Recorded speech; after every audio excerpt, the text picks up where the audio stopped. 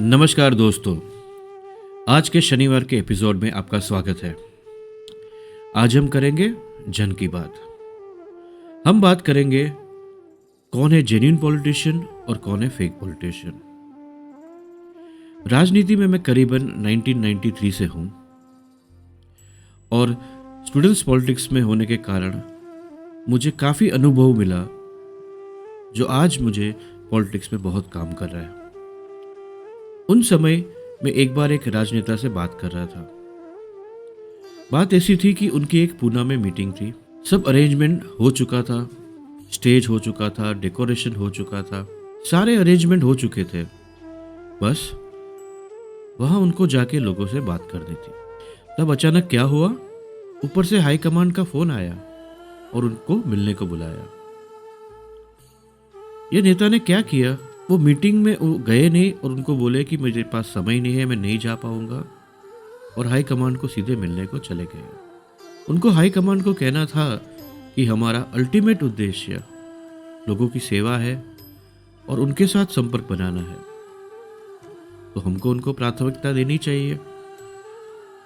पर शायद वहाँ ऐसा माहौल था कि अगर हाई कमांड की मीटिंग कैंसिल हो जाएगी तो आपको निकाल दिया जाएगा, तो वो हाई कमांड को मिलने को चले गए।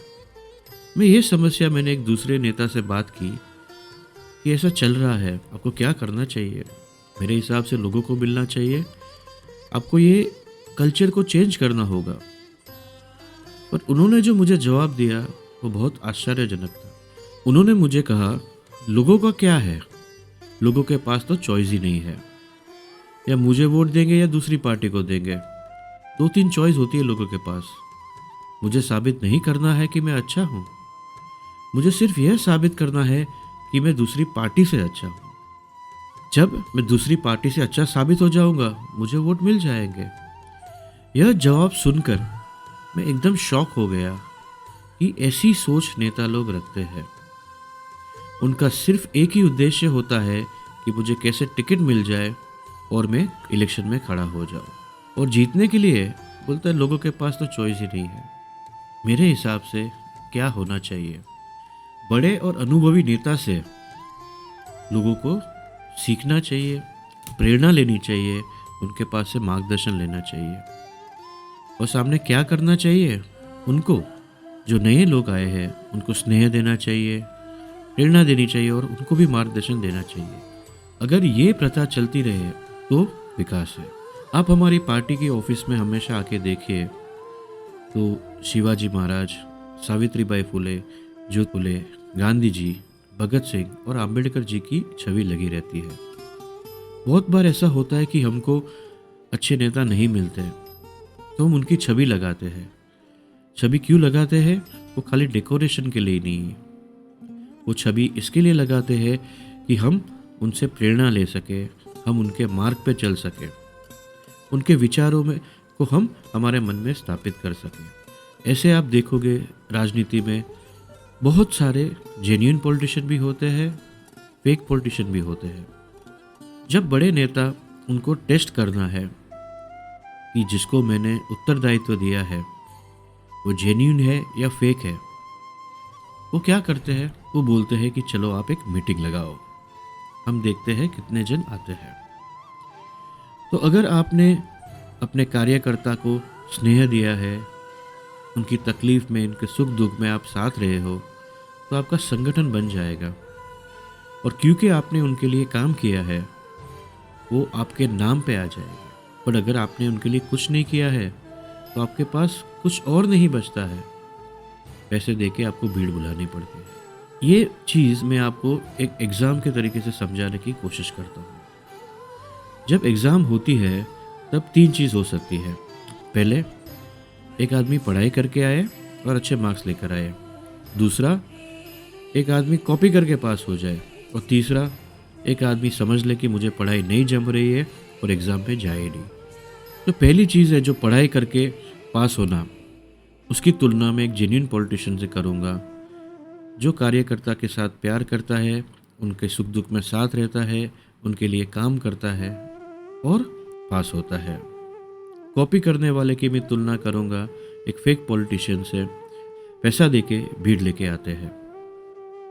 और बहुत सारे लोग हैं जो रेस से बाहर ही हो जाते हैं, वो बोलते मुझे ये सब जमेगा ही नहीं। पर कम से कम मैं समझता हूँ कि उन्होंने ईमानदारी दिखाई और बेईमानी से पास होने से अच्छा उन्होंने न शामिल होकर फेल होना स्वीकार किया। ये लोग वापस आ जाएंगे, खूब मेहनत करके आएंगे यार, और किसी चीज़ में वो आगे बढ़ेंगे क्योंकि वो अपने आप से ईमानदार है। फेक पॉलिटिशियन का उद्देश्य होता है अपने बड़े नेता के ऊपर इम्प्रेशन जमाना, और जेन्युइन पॉलिटिशियन का उद्देश्य होता है कार्यकर्ता के जीवन में कुछ इम्पैक्ट करना।